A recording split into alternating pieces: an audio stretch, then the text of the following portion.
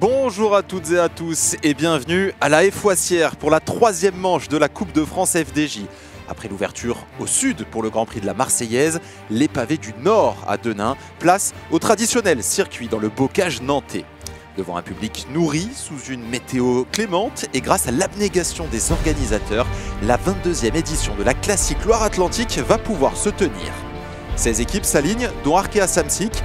Alan Rioux, tenant du titre, en sera le leader. Autour de lui, l'expérience de Nicolas Hédé, la fraîcheur de Donovan Grondin et Mathis Louvel pour continuer de capitaliser après un excellent début de saison de la formation bretonne. On fait des courses en tant que soutien pour l'équipe, coéquipier. Là, je charge de Tirreno Adriatico, donc une grosse course World Tour. On avait des grands leaders, on a gagné avec d'ailleurs Warren. Donc là, c'est des courses où je suis plus au service, mais voilà, maintenant quand les Coupes de France arrivent dans le calendrier, c'est des courses où je peux un peu commencer à jouer ma carte et où il y a des scénarios de courses qui peuvent me convenir. Donc on va essayer de saisir les opportunités comme l'an passé. On va bien voir, on a une équipe comme ça avec beaucoup de possibilités, beaucoup d'individualité. Donc on va voir. Il ne faut pas avoir un coup de retard, donc il faut voir comment ça part en échappée. Et je pense qu'il y a des belles équipes qui ont aussi beaucoup de punchers, qui ont envie d'être à l'avant. Donc pour moi, il ne faut pas avoir un coup de retard déjà. Et puis après, c'est un circuit très usant, donc c'est souvent la patte qui se fait un peu sur la fin. Donc on va voir. On est plusieurs coureurs aussi à sortir des Paris-Nice ou Tirreno. Ça peut être un peu diesel au départ, mais sur la fin de course, une dent de mieux. Donc c'est vraiment des courses très ouvertes et on ne peut pas trop faire de plan sur la comète avant, donc on va voir. Les clés de la course pourraient être détenues par la Groupama FDJ. Le sprinter Bram Velten, entouré d'une jeune garde, Fabienne Lienhardt, Lewis Aski et surtout Valentin Madouas. Le Normand vient d'être récent meilleur grimpeur de Paris-Nice. Autre Français à s'être distingué lors de la course au soleil, Mathieu Burgodeau. Vainqueur de sa première chez les pros et de manière éclatante, le pensionnaire de la Total Energy confirme en ce début de saison les espoirs placés en lui. Oui, c'est sûr que c'est une très belle victoire, mais après, voilà, faut pas oublier que ça reste seulement du vélo et puis maintenant le but c'est de recommencer quoi. Ouais, aujourd'hui on a une super équipe donc voilà, ça va être un plaisir de courir avec les gars. On va essayer de faire une belle course et le circuit s'y prête bien donc. Voilà, on va se faire plaisir avant tout et puis si la victoire est au bout, ça sera encore mieux. Ah ouais, on sort de course un peu World Tour où c'est assez cadenassé, il y a un gros peloton. Là, c'est un petit peloton de 110 coureurs, donc ça va changer. Il va y avoir pas mal d'attaques en début de course. Donc il va falloir être attentif parce que ça va courir complètement différemment. Mais ça me plaît tout autant et voilà, on a vraiment une belle équipe pour bien jouer aujourd'hui. On gardera également un œil sur l'équipe de France Espoir. Première sélection pour Romain Grégoire, champion du monde chez les juniors, et dont on reparlera plus en longueur. Autour de lui, Antoine Devanne, Valentin Retailleau ou encore Hugo Page. BNB Hotel KTM aligne un collectif soudé autour de Franck Bonamour, élu plus combatif du dernier Tour de France. On retrouve à ses côtés notamment Victor Koretsky et Alexis Goujard, tous deux très remuants sur Paris-Nice, mais également Alain Boileau et Maxime Chevalier. Du côté de la formation savoyarde AG2R Citroën, on fait confiance à la jeunesse. 5 des 7 coureurs alignés ont moins de 25 ans. Pour les guider, l'ancien champion de France de cyclocross Clément Venturini et le sprinter Marc Sarrault, 5e à Denain, dont les sensations reviennent. Il est en quête de son premier succès pour l'équipe de Vincent Lavenu. Le Loire-Atlantique, c'est déjà pas simple de base, même quand il y a plus de grosses formations un peu avec du monde pour rouler. Donc ouais, je pense à une course quand même assez ouverte et avec beaucoup de mouvements sur la journée. On a une bonne équipe, jeune, motivée, donc il y a des belles choses à faire. Dès aujourd'hui, avec l'équipe, ouvrir le compteur, ce serait bien. Une équipe aura à cœur de briller à domicile, c'est le Team U Nantes Atlantique, dirigé aujourd'hui par Axel Clocourant, et qui comptera sur la science de la course d'Emmanuel Morin pour faire un résultat et lancer la saison de cette équipe nouvellement présente sur le plan continental. Donc forcément la pression on se la met un petit peu, c'est un peu notre championnat du monde à nous, donc que ce soit aujourd'hui ou demain on va essayer d'aller chercher un gros résultat et ça peut être que bien pour l'équipe. Donc je pense qu'on a une belle équipe aujourd'hui et sur une course comme ça on a moyen de briller je pense. À Sylvain reste comme ça, ouais, en haut de Saint-Fiac ça va être vraiment important. Déjà à Château-Thébault ça va être en fil, comme il y aura vent de côté dans la descente, il faudra être placé, il n'y aura pas moyen de se replacer parce qu'on va arriver vite au pied de Saint-Fiacre.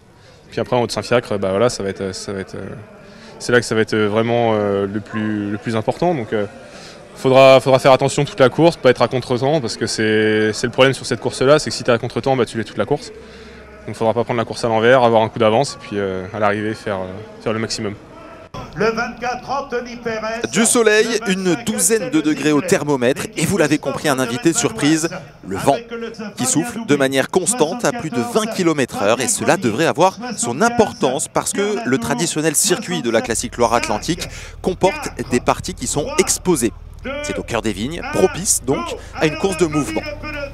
De quoi donner des idées aux 16 équipes présentes au départ, celles que l'on a déjà détaillées, comme les World Tour AG2R Citroën et Groupama FDJ, mais également Cofidis Solutions Crédit. Seulement 5 coureurs au départ, mais des cartes intéressantes comme Victor Lafay, vainqueur d'étape sur le Giro et impressionnant sur le dernier Tirreno Adriatico, ou encore Anthony Perez, toujours dangereux en cas de course de mouvement. Ils pourront compter sur Thomas Champion, en plus natif de Saint-Sébastien-sur-Loire, à quelques kilomètres seulement de la Foissière. 5 équipes étrangères ont fait le déplacement, les Irlandais d'Evo Pro, les Espagnols de Ken Pharma et petite découverte, le maillot bleu éclatant de Java Kiwi Atlantico, une équipe qui court sous pavillon vénézuélien et qui est très cosmopolite. On y retrouvera un Français d'ailleurs, Louis Contal, ancien de l'ASPTT Nancy, ou encore un Grec, Nikophoros Arvinatou, passé dans les rangs du club voisin de Nantes-Doulon. On sort du fictif, la course est lancée, 182 km 800 au programme, découpé en 11 tours d'un circuit de 16 km, jalonné par deux principales difficultés, la côte de Château-Thébault et le mur de Saint-Fiacre, qui est long de 400 mètres, mais avec des pointes à 20%, une dénivellation moyenne basée autour de 9,5%. On peut également ajouter le passage de Poncafino, 1 km à 4,5%, qui viendra également corser ce circuit. La répétition des difficultés devrait donc mettre en place une course d'usure. L'échappée matinale, traditionnelle et très disputée pour le coup. C'est l'un des moments clés de cette classique Loire-Atlantique. On se souvient d'ailleurs qu'en 2019, sur une distance certes plus longue à l'occasion des championnats de France, Warren Barguil s'était glissé dans cette échappée matinale. Un groupe conséquent qui était allé au bout et s'était joué la victoire. 3 hommes pensaient avoir fait le bon coup. Il s'agissait de Antoine Devanne, Rhys Briton et Tom Magno, mais à la faveur du premier passage dans ce mur de Saint-Fiacre que l'on découvre et dont on voit les pourcentages, dont cette partie à 20%, et bien à la faveur de ce mur de Saint-Fiacre, on assiste à un regroupement.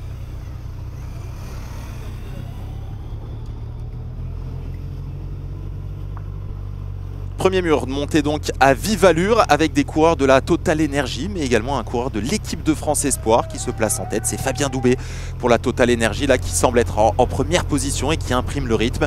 Des petites cassures, ça a étiré avec notamment les premiers distancés. C'est terrible, on en parlait tout à l'heure. L'équipe vénézuélienne Java Kiwi Atlantico voit 2 de ses membres assez loin. Ça continue d'étirer à la sortie de Saint-Fiacre, il y a une relance, ça a fait mal. C'est l'occasion pour Mathis Louvel d'essayer de s'extraire du peloton.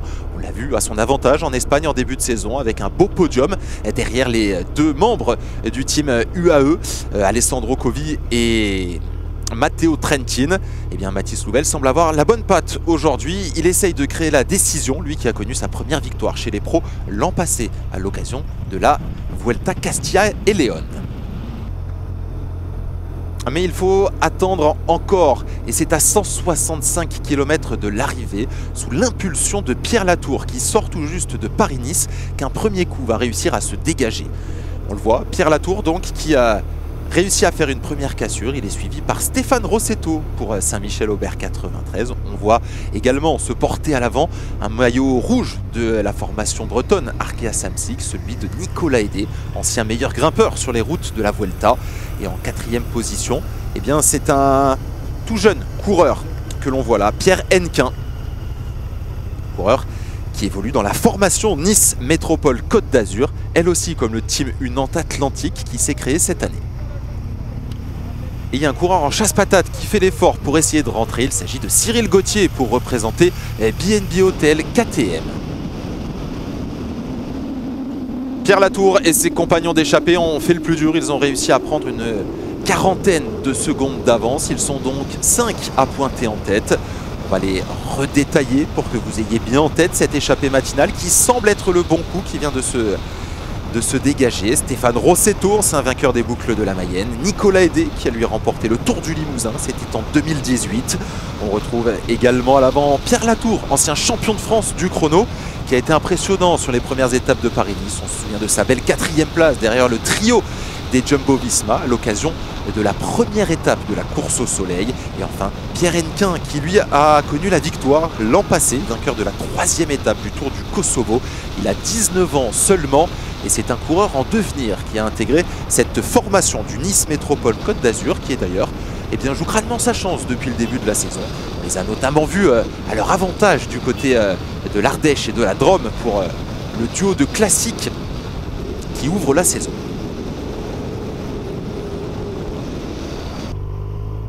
Derrière, ça semble avoir fait rideau.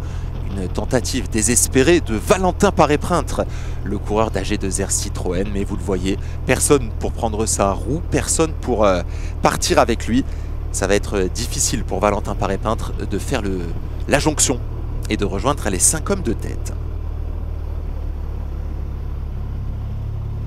A noter la chute malheureuse de Mathieu Burgodeau qui a lourdement chuté, qui a été pris en charge par une ambulance. Il sera finalement opéré. Problème de clavicule pour Mathieu Burgodeau. Le scénario de course semblait établi. L'occasion pour nous de faire un focus sur un jeune coureur en devenir, champion du monde chez les juniors l'an passé et dont on attend beaucoup. Il s'agit évidemment de Romain Grégoire qui aujourd'hui fête sa première sélection avec l'équipe de France Espoir et quelque chose me dit qu'on sera amené à le revoir. Je pense que je me suis bien fait à ma nouvelle équipe, à ma nouvelle catégorie.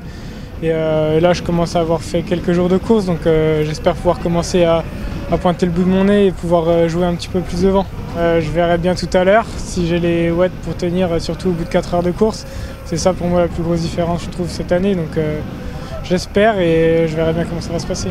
Je pense que pour l'instant, je suis toujours un puncher, grimpeur. Je ne sais pas encore trop quel type de coureur je suis. Je pense que dans l'école, pour l'instant, c'est un peu difficile, mais sur des bosses courtes comme aujourd'hui, je pense que c'est ce qui me convient le mieux pour le moment. 34e et 38e à l'occasion de ces 2 premières courses avec les professionnels. On attend de voir ce que va donner Romain Grégoire aujourd'hui. Petit saut dans le temps, voilà, on avance de 70 km. Passage au mur de Saint-Fiacre, moment choisi par le peloton pour accélérer. Ça fait des dégâts, c'est dur pour Marc Sarrault, c'est dur également pour l'Estonien de la Groupama FDJ. L'écart avec les 5 hommes de tête a fondu maintenant, seulement 20 petites secondes d'avance pour Pierre Latour et ses compagnons d'échappée. La course est décidément lancée. Ça y est, 50 km donc encore à parcourir ici pour cette 22e édition de la Classique Loire-Atlantique.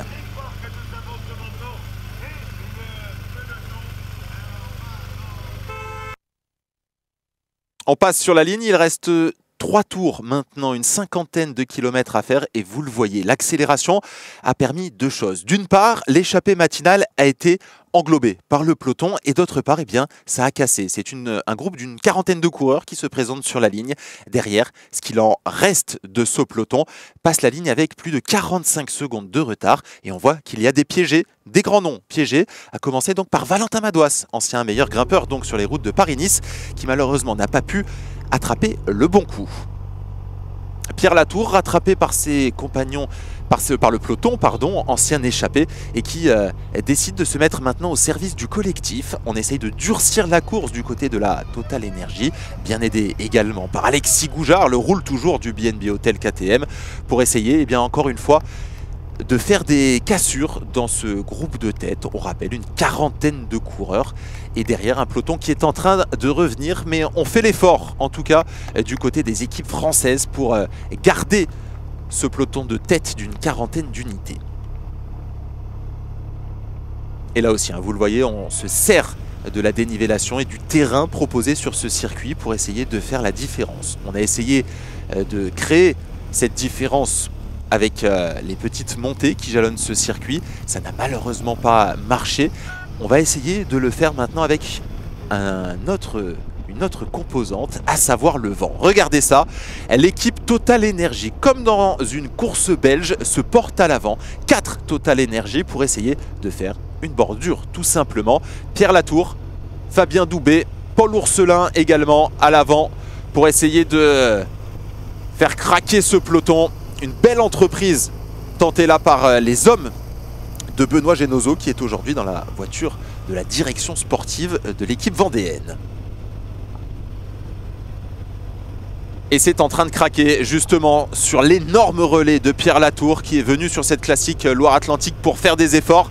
et qui est en train de faire exploser le peloton. On fait l'effort derrière pour Anthony Pérez qui est à la rupture et ça craque. Enfin, l'action, le coup initié par les hommes de Jean-René Bernaudot est en train d'être payant parce qu'il y a, regardez, des écarts qui sont en train de se faire. Seule une quinzaine d'hommes a réussi à attraper le premier éventail. Bordure sur la 22e édition de la classique Loire-Atlantique. Une course toujours spectaculaire où il se passe des choses. Eh bien, regardez, on ne déroge pas à la tradition. Ce sont des bordures et le vent qui viennent se mêler à la fête ici dans ce département de la Loire-Atlantique. Avec une quinzaine d'hommes qui parviennent à prendre le bon coup, à se détacher et à compter une légère avance sur le reste du groupe de 40 qui étaient déjà les rescapés du peloton initial. On continue de mener un train d'enfer tambour battant ce mur de Saint-Fiacre. On le rappelle, il est quand même relativement difficile, un peu plus de 400 mètres d'effort avec des passages à 20%, une moyenne de 9,5%. Ça commence à tirer dans les jambes. Bon, on va faire un petit point parce que là il y a un écart de créé. Clément Venturini, lui, a réussi à accrocher le bon coup. Ça pourrait être la carte majeure aujourd'hui. On connaît la pointe de vitesse du Lyonnais. Très à son avantage lorsqu'il y a des arrivées en petit comité.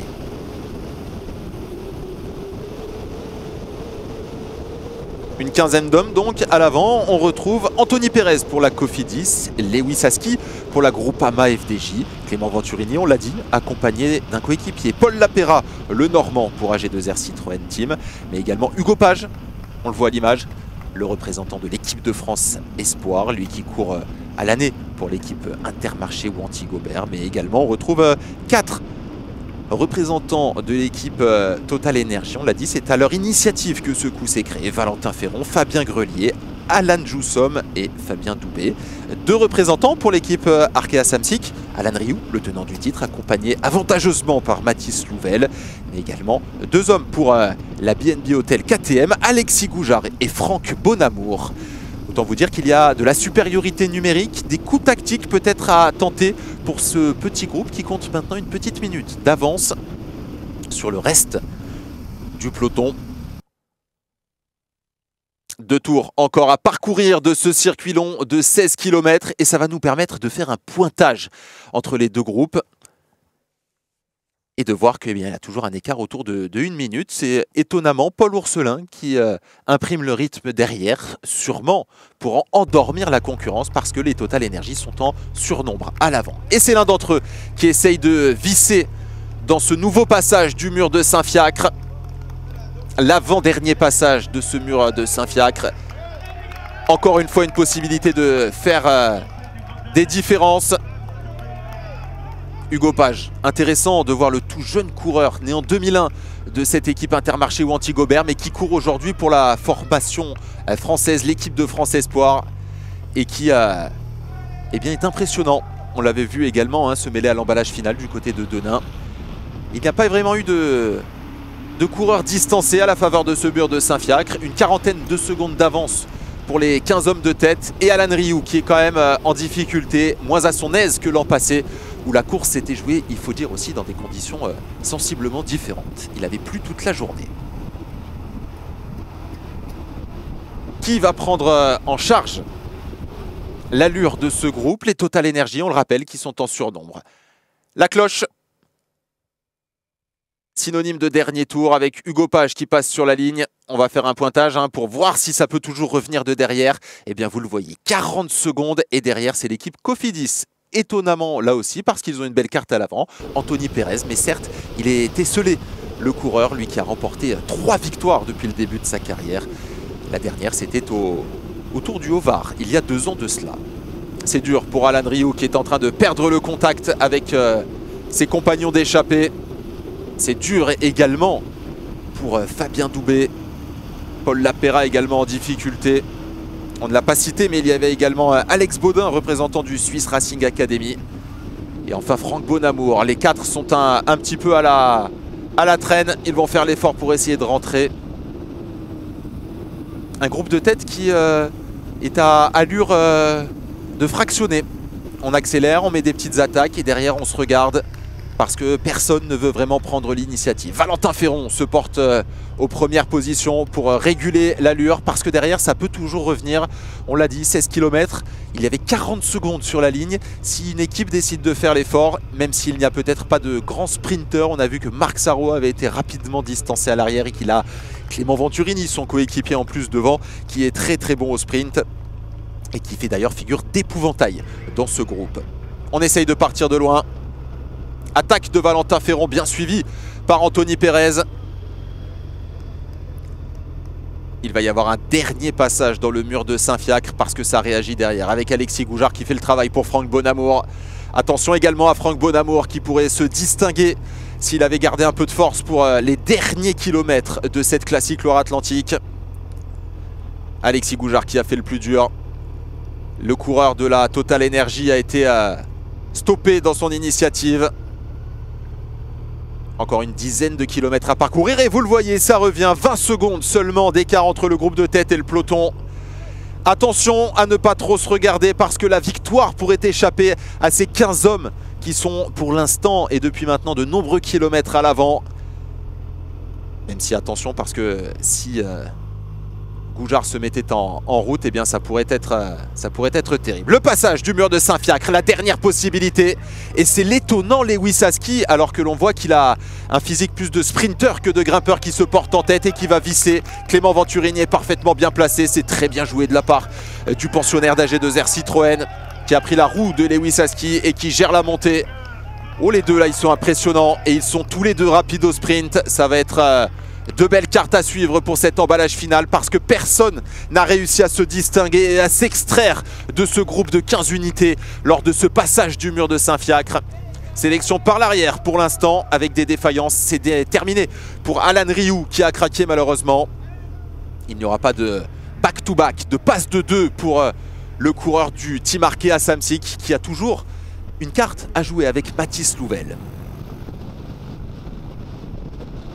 Ils sont moins d'une dizaine maintenant à pouvoir se jouer la victoire dans les rues de la Foissière. Mathis Louvel essaye d'anticiper. Il ne veut pas que ça arrive au sprint.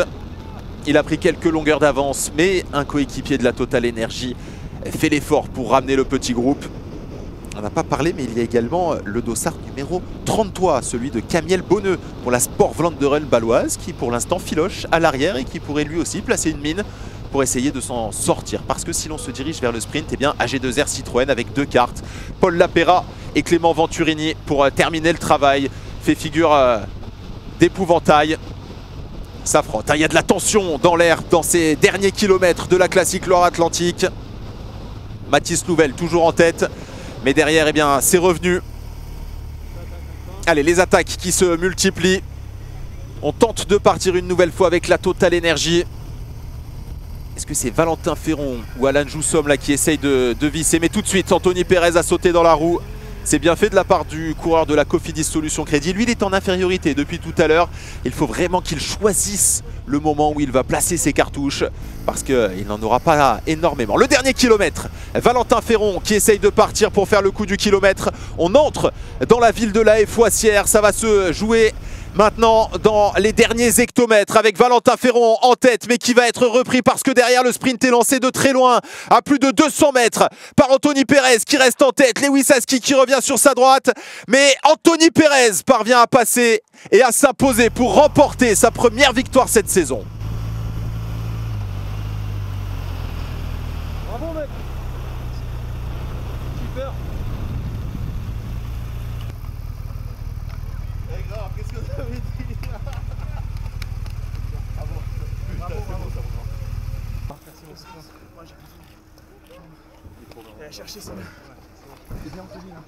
On est sorti à, je crois, à 3 tours, un gros groupe. J'ai vu Total, quand on est rentré sur la tour, Total, ils ont accéléré avec le vent de côté, ça a fait un écrémage.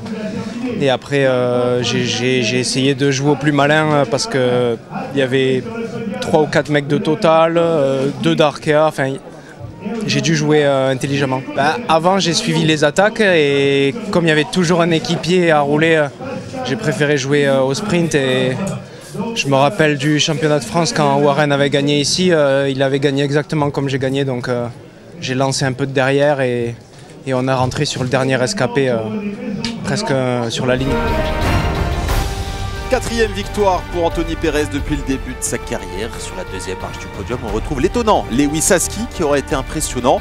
Il a déjà attrapé le bon coup, mais surtout il s'est montré à son avantage lors du dernier passage dans le mur de Saint-Fiacre. Pour compléter le podium, on retrouve un coureur de Arkea Samsic, Mathis Louvel, qui monte donc sur la 3e marche de ce podium. Le sprint c'est toujours assez aléatoire, il y avait des mecs rapides avec Venturini notamment dans le groupe. Donc on n'est jamais sûr à 100% de gagner et moi je préfère assurer le coup et après j'avais toujours le sprint en dernier recours au cas où mais bon, c'est comme ça, 3e c'est déjà bien. Au classement général, Amaury Capio reste en tête à la faveur de sa victoire lors de la Marseillaise et de son accessite à Denain. Anthony Perez se replace aux côtés de son coéquipier Maximilian Walscheid, vainqueur lui aussi à Denain. 2 des 3 premières Coupes de France FDJ tombent donc dans l'escarcelle de la formation Nordis. Cofidis Solutions Crédit. Après Walscheid, c'est donc Anthony Perez, tout sourire, qui trône sur la plus haute marche de cette classique Loire-Atlantique. Très réussie, 6e victoire depuis le début de la saison pour la Cofidis Solutions Crédit.